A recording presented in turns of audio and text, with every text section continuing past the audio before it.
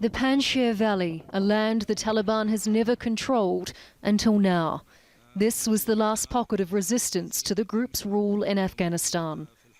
Less than a week after the last US troops departed, the Taliban now says it controls every corner of the country. The Taliban are present in Panjshir province. We are engaged in the purging of Panjshir.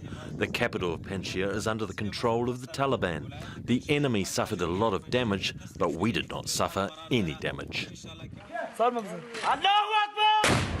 After the Taliban took Kabul 3 weeks ago, former Vice President Amrullah Saleh fled to Panjshir, joining local resistance leader Ahmad Massoud and other soldiers who refused to surrender.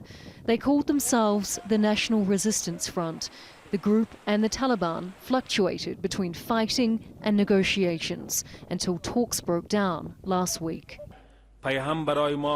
When our delegations went there, they received negative answers and they couldn't resolve matters through negotiations and dialogue.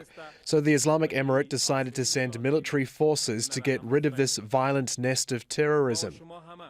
The Taliban launched an offensive into the valley. With communications down, both sides launched a propaganda war, claiming they were winning the fight.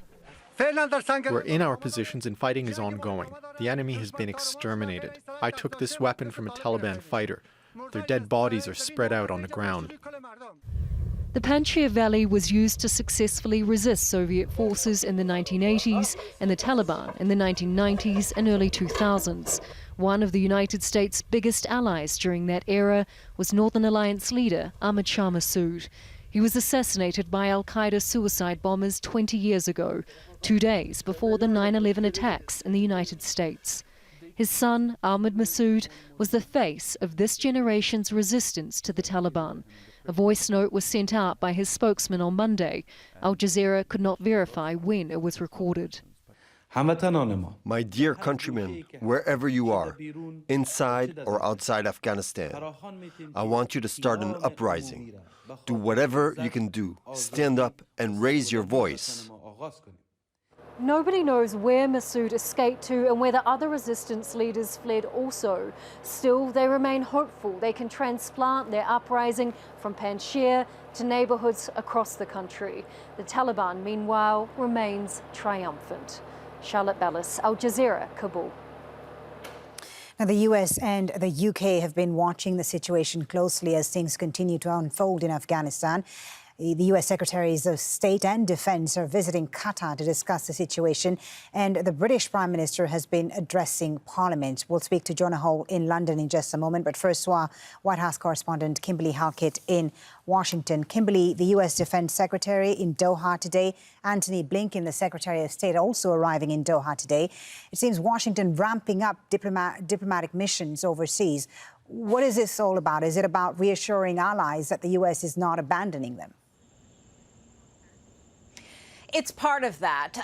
It's a part reassurance, part thank you, and part strategy in terms of what happens next. That is really why this is required by the Biden administration, not only the Secretary of Defense, but as you mentioned, also the Secretary of State. What we know is there is a component of trying to kind of reassure nervous partners and allies. You have to remember that this was a withdrawal that had multiple withdrawal dates, September 11th, and then it was August 31st. There was cautioning by allies that the August 31st deadline may be premature.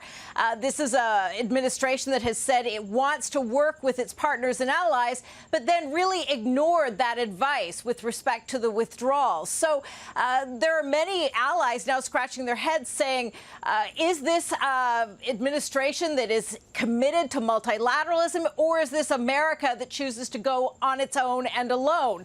And so there is a reassurance that is going to be conveyed by these two secretaries that, no, this is still an administration that is committed to working with other nations. And also there is still the practical aspect of this visit. There are still Americans that are trapped inside Afghanistan, something that the Biden administration said wouldn't happen.